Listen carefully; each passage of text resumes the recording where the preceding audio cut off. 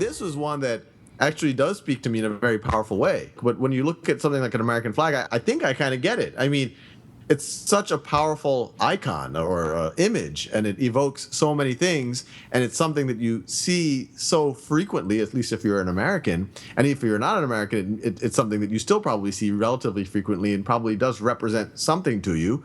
But then to have it kind of re-imaged in this, I don't know, antiqued way, I can't fully articulate it, and I won't claim that it's, somehow challenging my philosophy in some profound way, but I kind of get it at a base level, what's trying to go on here. And I think that's why this painting has gotten so much popular traction. I mean, it was on the cover of one of my history books when I was in high school. There are shirts that are made with this image. Am I not seeing the full there when I'm describing it that way, or is there even more to it? Well, I think you're absolutely right, and I think that Johns would be really happy to hear what you just said. And I think he wanted this painting to function as something that did raise all kinds of meanings in the person who walked up to it. In a sense, what he's shown us is not so much a flag as a mirror.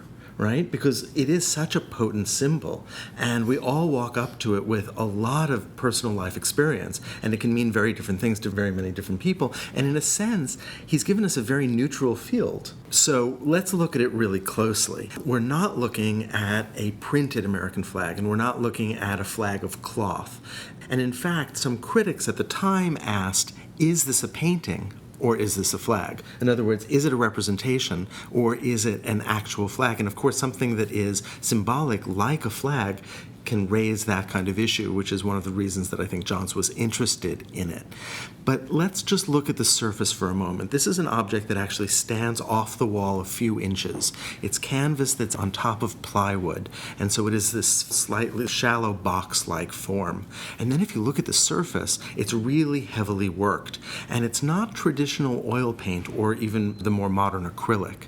This is something that's called encaustic, which is an ancient Egyptian painting technique that Johns revived, and other people have used it in history, but it's ancient, and it's translucent and it's lumpy, but it also allows you to see through it. And when you look through this sort of lumpy surface of wax, what you see are strips of newspaper. It's sort of torn up, and so you can't really read it. There's not a continuous story, but it is clearly this pigment, this wax on top of the debris of our political life. Yeah, and I think that's why, maybe you guys are just doing a good job training me. I mean, this one really speaks to me because, especially the texture and the fact that it is not printed, it is handmade and it has those layers to it. It's a very powerful idea that, when you just have a printed flag, it simplifies what a country is or what the ideas a country represents are in its history. And when you look at this painting, yes, it's an American flag, but you appreciate, look, America is there's context to America. There's a history to America. There's depth to America. There's texture to America. You look closer at America, it's not this simple idea. There's many, many, many layers to it.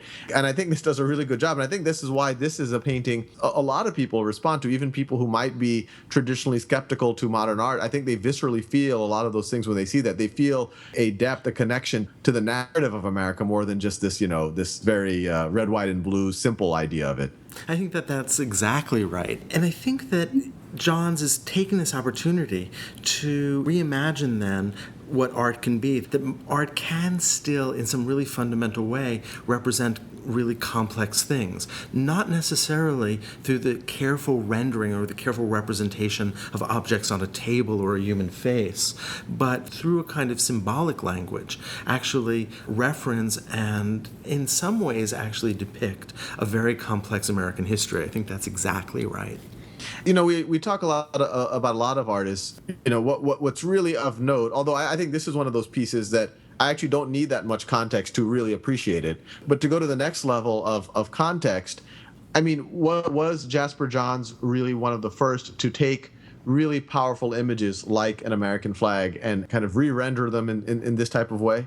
He was. And in fact, this is art that's being produced before pop art exists. And so this idea of actually turning his canvas, turning his paintbrush on a visual form that is itself fixed is a fascinating idea. Think about what he's giving up. The things that we value in painting traditionally have to do with the artist's choice of color, of composition, and those things are given here. Those those are already set. He's not messing with that.